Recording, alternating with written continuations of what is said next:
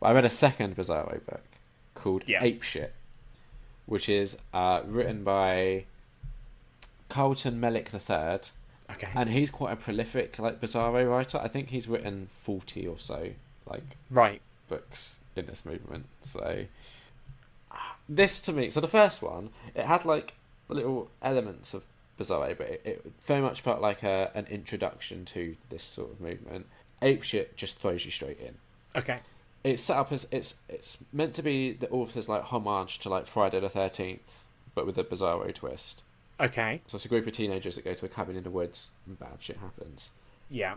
It was a really fun read, in that I think I read the entire book in maybe 2 days. Okay. That's good. But also, there were times where it just was pushed a little bit too far.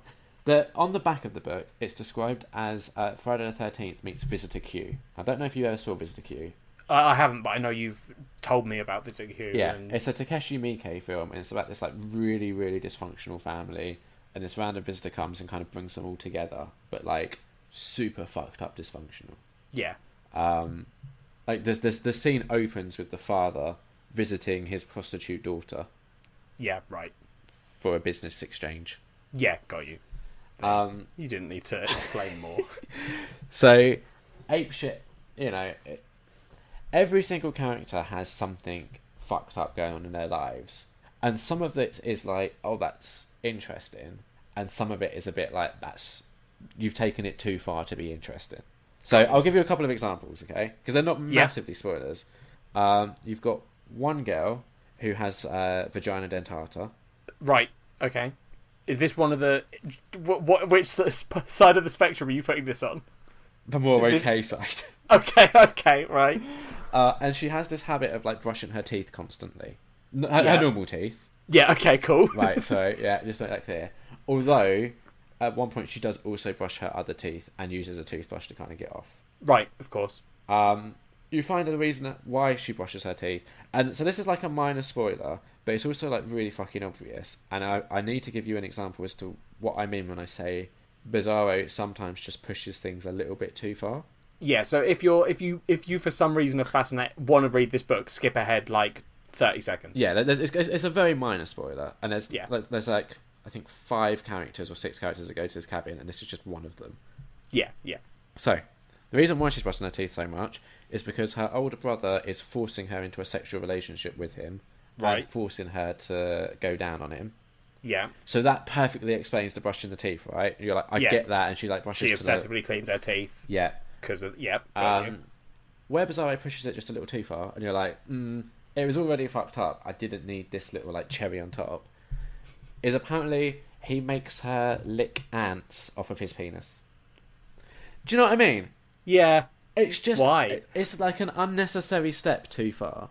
Yeah. This is because when we were talking about this before, I raised my concern with the genre, which is if it's being weird for weirdness' sake, which that is.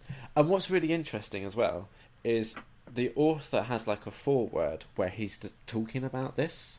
Does he just go, I don't know what I'm doing. No. I've done 40. He actually name drops Chuck Palahniuk and says how they've discussed being, I think they use shocking for shock, shock for shock's sake is the way that they're describing it, but it's essentially what you just said. Yeah. And Chuck Palahniuk was saying he doesn't try to write shocking, he just tries to write interesting, and sometimes that may initially seem shocking, but over time the shock should disappear and just the interestingness should remain. Because if you look at history, things that were considered shocking in the 70s now maybe less so. In film and media type stuff. Yeah. So I kind of get it, but like I said, with Apeshit, it's just there's a couple of instances where it's just a step too far.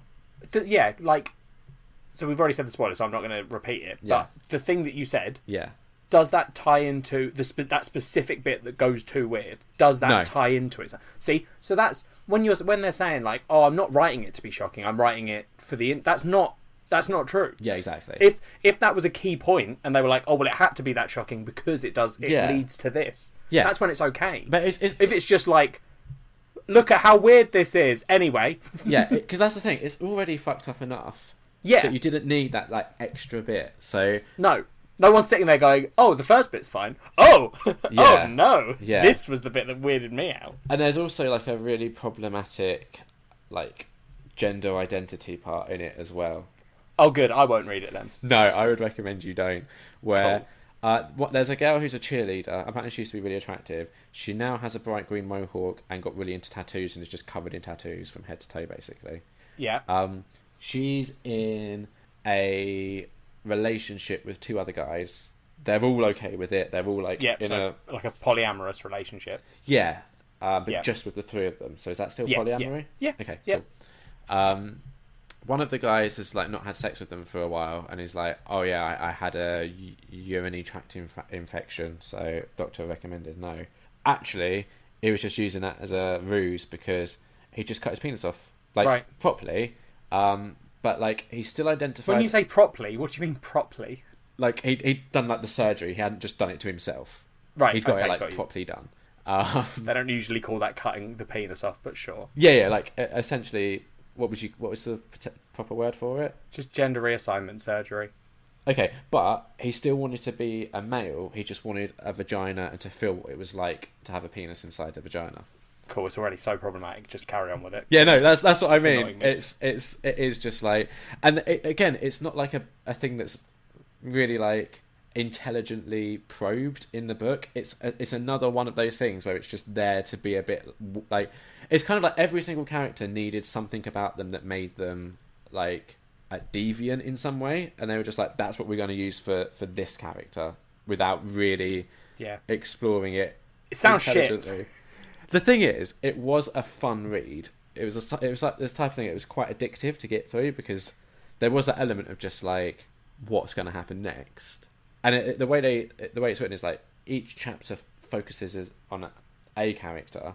Yeah. But it's not like they're the sole focus. You still find out what's happening with everyone else. And essentially these weird mutant things start attacking them. And they have to survive. It's a 3 out of 5 just because it was a fun read. But there was just... It could have been better without those like unnecessary additions. Yeah.